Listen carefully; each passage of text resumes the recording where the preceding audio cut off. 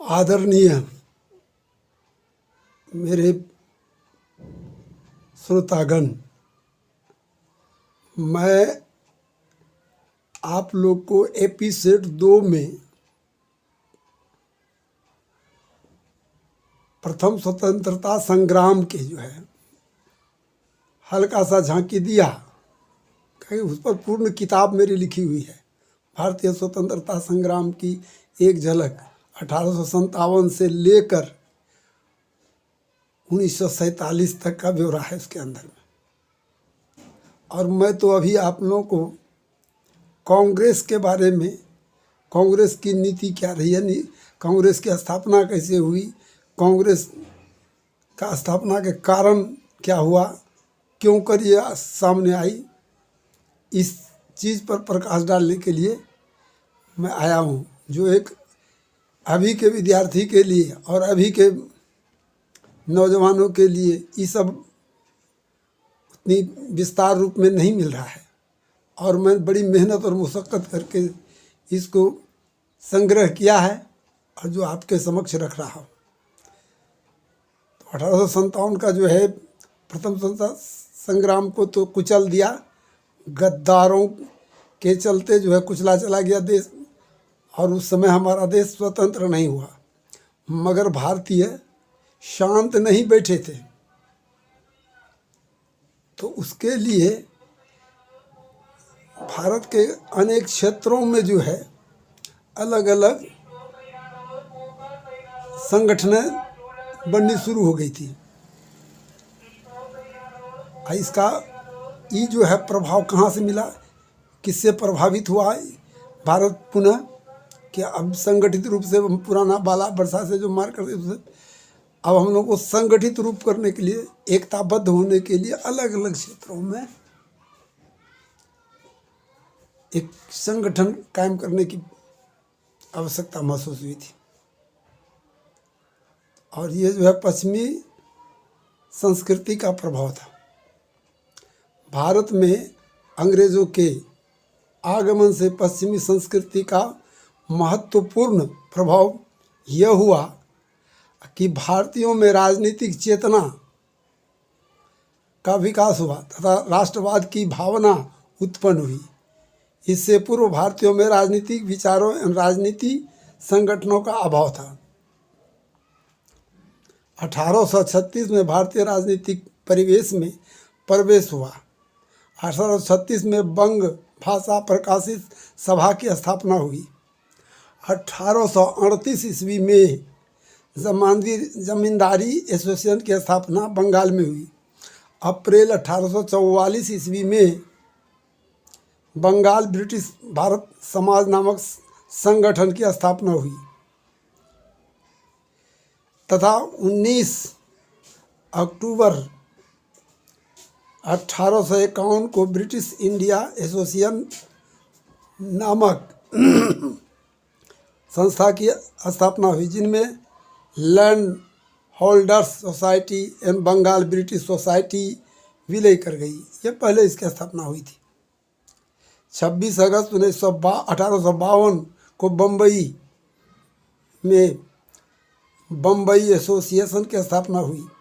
26 फरवरी 1852 को Madras native association की स्थापना हुई। 1866 में दादा भाई नौरोजी ईस्ट इंडिया एसोसिएशन की स्थापना की, यानी 1866 में दादा भाई नौरोजी ने ईस्ट इंडिया एसोसिएशन की स्थापना की। 1870 ईस्वी में पूना सार्वजनिक सभा की स्थापना हुई। सितंबर 1875 में शिशिर घोष ने भारतीयों में राष्ट्रीय भावना जागृत करने हेतु इंडियन लीग की स्थापना की। 26 जुलाई 1876 में आनंद बोस ने बंगाल में इंडियन एसोसिएशन नामक संस्था की स्थापना की। 1885 में बम्बई प्रेसिडेंसी एसोसिएशन नामक स्थापना की। इन तमाम संस्थाओं के कार्यक्रम से भारतीयों में राष्ट्रवाद की भावना उत्पन्न हुई तथा भारतीयों को राष्ट्रीय आंदोलन के लिए उत्प्रेरित किया। इन सभी संस्थाओं ने राष्ट्रीय आंदोलन के लिए बृहद पैमाने पर पृष्ठभूमि तैयार की थी। अलग अलग क्षेत्रों में था, इसमें कोई फर्क नहीं पड़ता है। अब चलिए खुलासा हो रहा है। अब ये तो मैंने बंगाल का मध्य देश का थोड़ा सा पैरा दिया। 1857 की महान क्रांति के पश्चात भारतीयों की एकता और भी प्रबल रूप धारण करती जा रही थी। एकता जुटती जा रही थी तथा भारतीयों की एकता को देखकर अंग्रेज चिंतित हो गए थे। उसे आशंका हुई कि पुनः 1857 की तरह भारत में रक्त रंजित क्रांति न हो जाए। उसने संभावित रक्त रंजित क्रांति को टालने के लिए, दबाने के लिए उद्देश्य से ही 28 दिसंबर 1885 ईस्वी को भारतीय नेता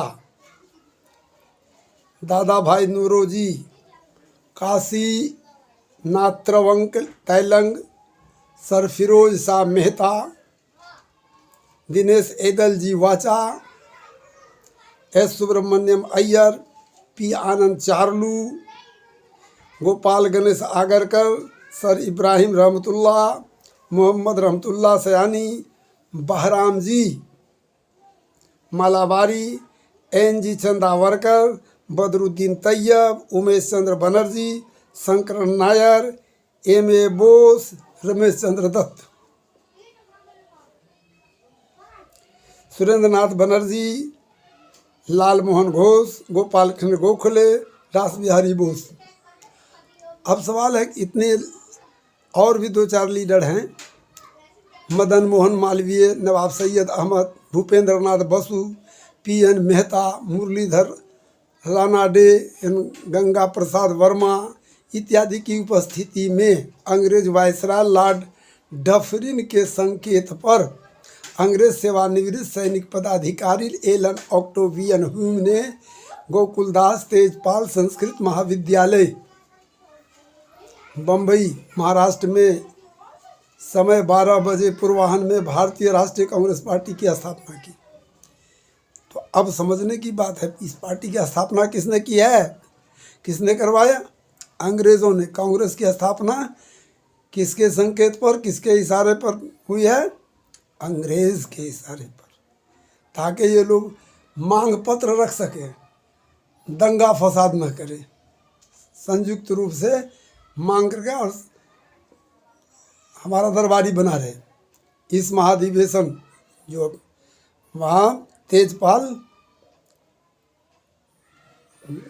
महाविद्यालय में जो है, गोकुलदास तेजपाल संस्कृत महाविद्यालय में जो कांग्रेस की स्थापना हुई महाराष्ट्र में, तो उसमें मात्र भारत के 72 ही नेता उपस्थित थे, जिनमें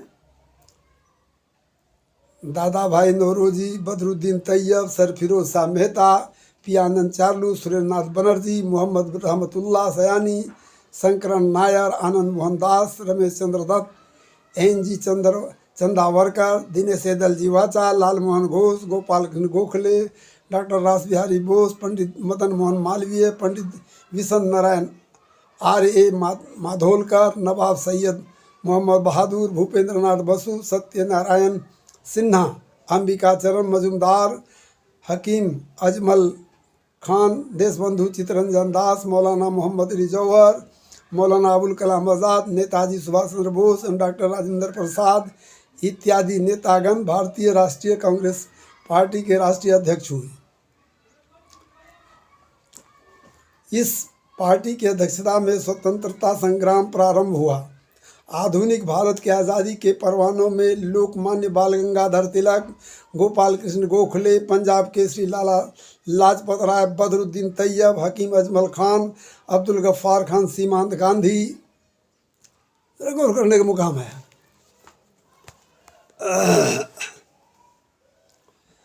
अब सवाल होता है कि इतने आदमियों का नाम गिनाते हुए मैं आगे की ओर बढ़ रहा हूँ, जो कि 1857 के बाद वाले ये लोग लीडर हैं, देश की आज़ादी की लिए तरतीब से जो लड़ने वाले में से हैं। तो मैं अभी कह रहा था, अभी इसका नाम बदरुद्दीन तैयब, हकीम अजमल खान, अब्दुल गफ्फार खान, सीमांत गांधी, नई दुनिया उर्दू समाचार पत्र के प्रथम संपादक कौन थे? वहीदुद्दीन सिद्दीकी, मोहम्मद अली जिन्ना, मौलाना लियाकत अली, मोहम्मद अली जौहर, इतिहासकार शौकत अली फ़हमी, सर आगा खान, मौलाना अबुल कलाम आज़ाद, शेर कश्मीर शेख अब्दुल्ला, अल्लामा डॉक्टर इकबाल, अबुल अहमद खान, सैयद अली ज़हीर, सैफुद्दीन केचलू पंजाब। और आगे चलिए, मौलाना मजहरुल हक, सर अली इमाम बिहार, अब्दुल रसूल बंगाल, सफदर जंग देहलवी, मुख्तार अहमद अंसारी, याकूब हसन शहीद वतन, अशफाकुल्ला खान, मोहम्मद बरकतुल्ला गदर पार्टी के संस्थापक थे। महमूदुल हसन उस्मानी देवबंद के प्राचार्य, हुसैन अहमद मदनी दारुल उलूम देवबंद के प्राचार्य, ओबेदुल्ला खान सिंधी रेशमी रुमाल आंदोलनकारी, जमीयतुल उलमा हिंद के सदस्य, सुबहानुल हिंद मौलाना। अब देखिए कितना कितना आदमी इसमें शामिल हाल हुआ देश की आज़ादी के लिए। बाद में 1857 के बाद की घटनाक्रम है ये। इसको मैं बहुत ढंग से आपके को सुना रहा हूँ। अबू सईद देहलवी, मुफ्ती किफ़ायतुल्लाह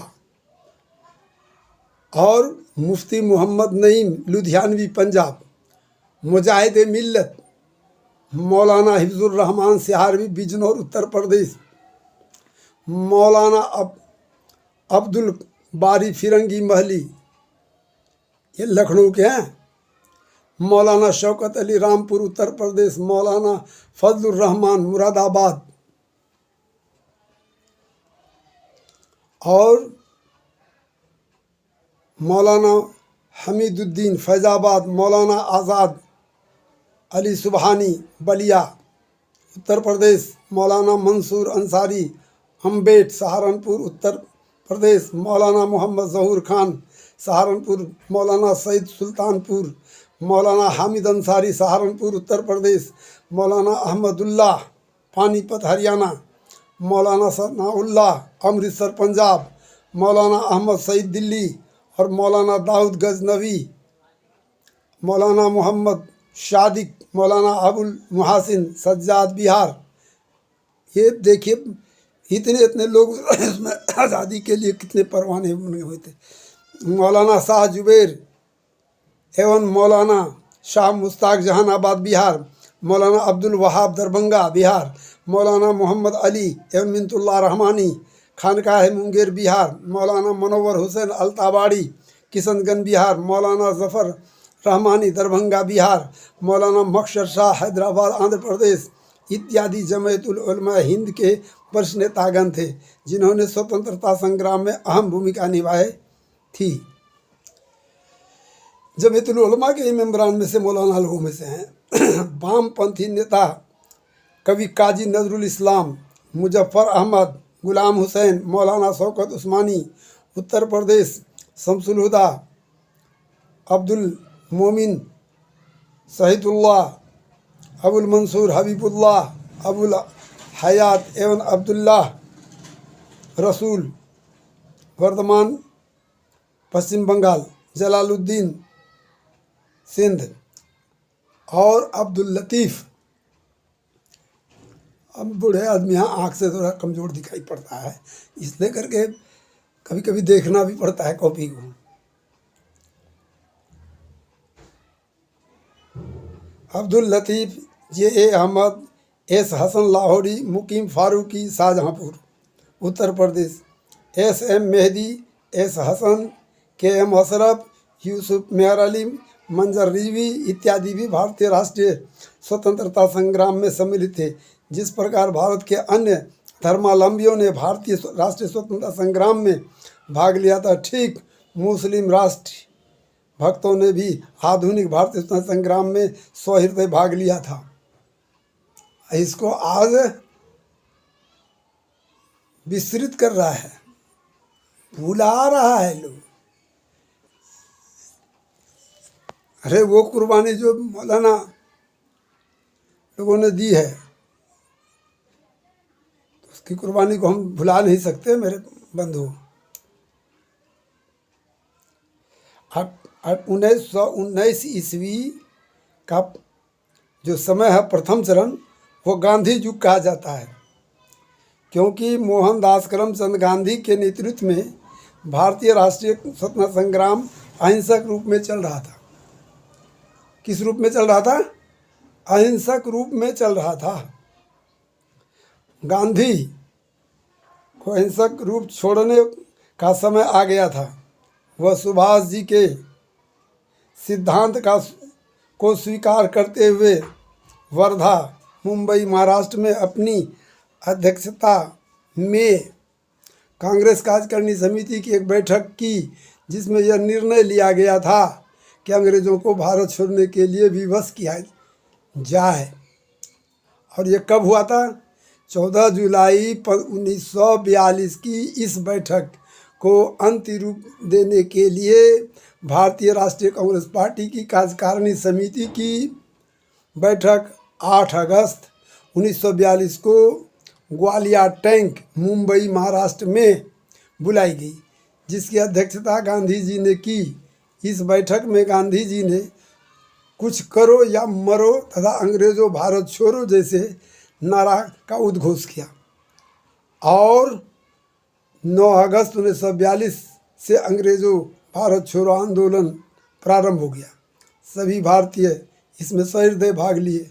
बहुसंख्यक के समान अल्पसंख्यक समुदाय के लोगों ने भी इस आंदोलन में सक्रिय भूमिका निभाई, जिनमें अंग्रेज़ों की गोलियों से शहीद हुए व्यक्तियों की बिहार के निम्नलिखित शहीद होने वालों की कुछ संख्याएं मैं यहाँ दर्ज कर रहा हूँ, जिसको आपको पढ़ के मैं सुनाता हूँ। शेख इसहाक, धमदाहा, पूर्णिया, बिहार, और कारे मियाँ, बनमनखी, पूर्णिया, बिहार। ये 1942 वाली घटनाक्रम है। मौलाना यहया अली, पटना सिटी, पटना, बिहार। मौलाना अब्दुल रहीम, डुमरांव, बक्सर, बिहार। अब्दुल शकूर, काशीपुर, बंगरा, समस्तीपुर, बिहार। अब्दुल्ला, राजधानी थाना चौरी चौड़ा, देवरिया, उत्तर प्रदेश। लाल मोहम्मद,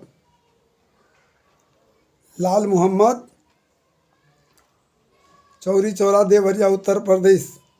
अशफाकुल्ला खान, शाहजहांपुर, उत्तर प्रदेश। अब्दुल रशीद, सोलापुर, महाराष्ट्र।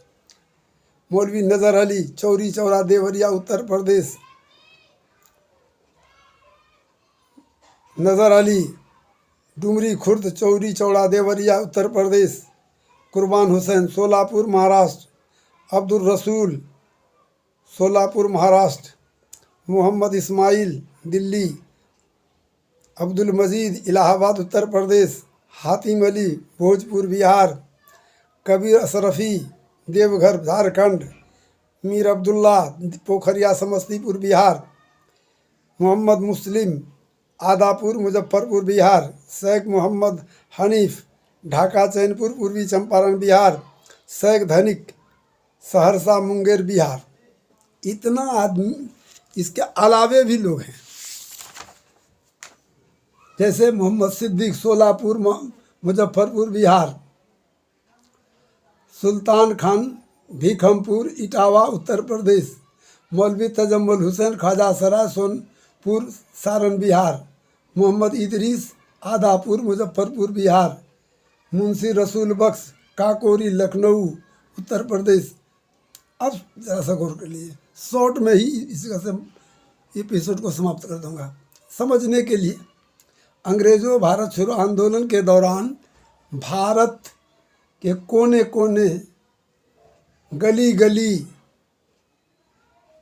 से आवाज़ें बुलंद हुई कि अंग्रेज़ों भारत छोड़ो, अंग्रेज़ों भारत छोड़ो।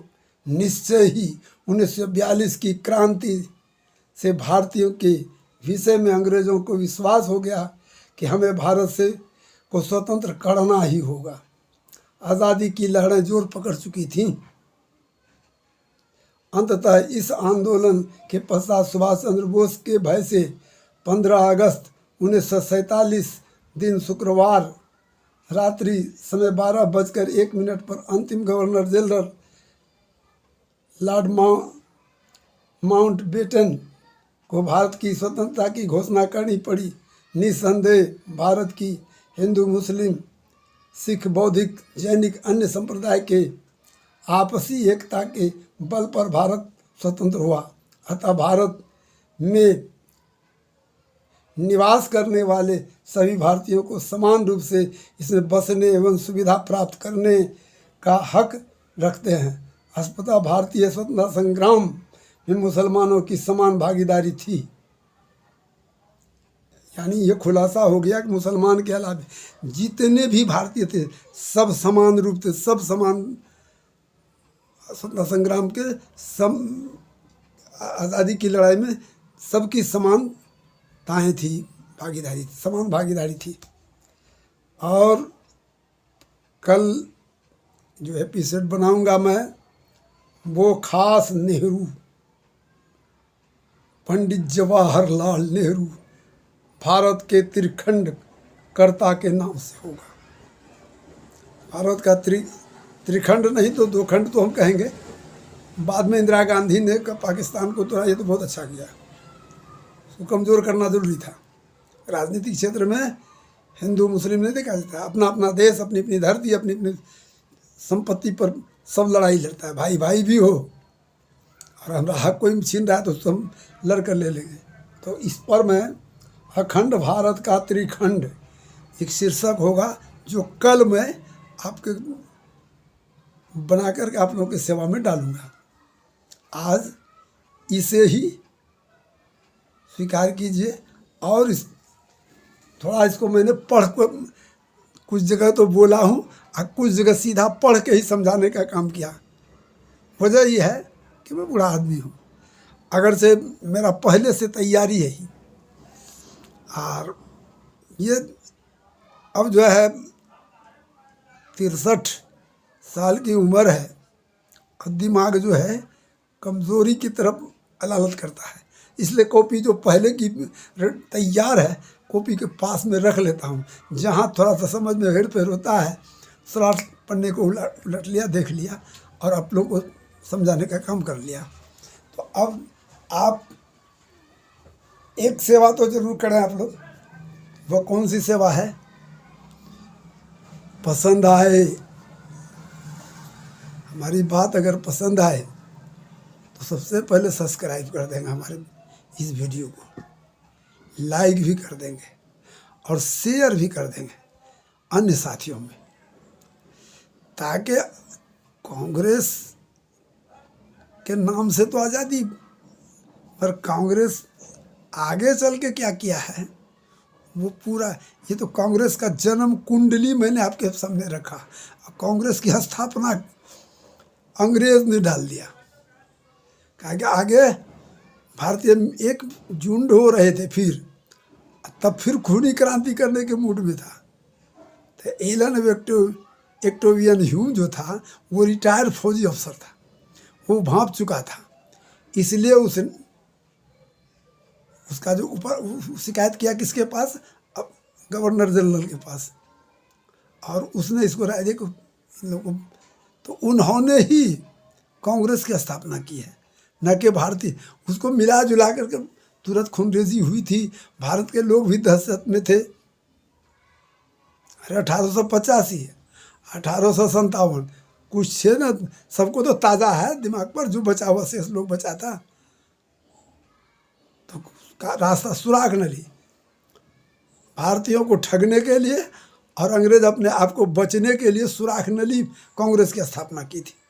और उसी सुराग नली को लेकर के झंडा बढ़ाते बढ़ाते बढ़ाते बढ़ाते आज़ादी लिया। गांधी जी कहा था कि ये आज़ादी लड़ने के लिए पार्टी थी, लड़ाई लड़ने के लिए। अब इसको भंग करके सत्ता चलाने के लिए कोई अलग कमेटी बनाओ, अलग दल बनाओ, अलग व्यवस्था करो। मगर नेहरू इस बात पर अमल नहीं किया, सोचा कि ना उसी को भुनाते रहेंगे। आज के दौर में भी उसी चीज़ को भुना भुना भुना भुना करके ये लोग जीतते हैं, सरकार में आते हैं, जनता का कोई ख्याल बात नहीं। मैं तो वही नेहरू से और यहाँ नरसिम्हा राव तक हूँ। उसके बाद मेरे स्वास्थ्य सही नहीं है। मैं क्या कांग्रेस की बुराई है, भलाई खटाई, उसने जो बुराई किया है, अच्छाई भी कुछ है, वो माइनर चीज़ है, ज़्यादा बुराई है। राष्ट्रीय गीत के बारे में मैं नहीं बोल सकता, राष्ट्रगान के बारे में नहीं बोल सकता, क्या कि कानून बन चुका है। नहीं तो जहाँ पर राष्ट्रीय गान है वहीं पर राष्ट्रीय गीत को रखा जाता, सजाया जाता। राष्ट्रीय गीत की जगह पर जो है अल्लामा इकबाल की जो शायरी को रखा जाता तो बेहतर होता। ज़्यादा मैं अपनों का समय नहीं ले रहा हूँ। इतना ज़रूर कर दीजिएगा कि देखने के बाद वीडियो पसंद आवे तो सब्सक्राइब भी कर देंगे, लाइक भी कर देंगे, शेयर भी कर देंगे। इससे हमारा हौसला अफजाई होगा और ये वीडियो लोगों तक जाएगा, आम लोग तक जानेगा। लोगों को, हमको रुपया दौलत नहीं मिलता है, हम तो शौकिया हैं। बुढ़ापे में बच्चे लोगों से ने हमको सिखाया मोबाइल चलाने के लिए। इसलिए करके आप जो अंदर है उसको आउट करना, ये विद्याधन है, जानकारी है। इसको हम इस पर छोड़ेंगे तो बहुत सारे लोग जानेंगे तो विस्तार होगा। चोर भी जो होता है ना वो अपना साथी बनाता है। समाज में हम लोग का कहा जाता है डायन जोगिन, वो भी अपना शिष्य मुड़ता है। तो मैं भी इतिहास जो पढ़ा हूँ, मैं भी अपना पेट में लेकर के ही कब्र में चला जाऊँ, ये भी ठीक नहीं है। इसलिए कि मैं भी इसको वीडियो पर डाल करके अपने साथी, संगी और बच्चे को सुना रहा हूँ कि उन्हें भी इसकी जिज्ञासा हो और मेहनती हो। इतिहास जानना बहुत ज़रूरी है। इतिहास है क्या? भूत को जानकर, वर्तमान में भूत को जानकर भविष्य को संवारने हेतु इतिहास का पढ़ना बहुत जरूरी है।